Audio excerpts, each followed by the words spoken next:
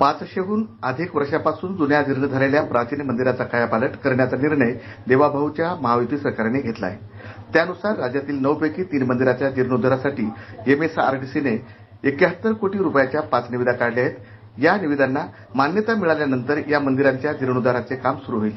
यामध्ये पुणे जिल्ह्यातील कार्ला येथील एकविरादेवी, बीडमधील पुरुषोत्तमपुरी तसेच कोल्हापूर जिल्ह्यातील कोपेश्वर मंदिराच्या कामाचा समावेश आहे.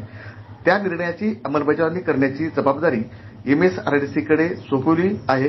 म्हणजेच देवाभाऊच्या नेतृत्वात महायुती सरकार आल्यापासून पुन्हा एकदा हिंदू सण आणि हिंदू संस्कृतीला महत्त्व मिळू लागले आहे.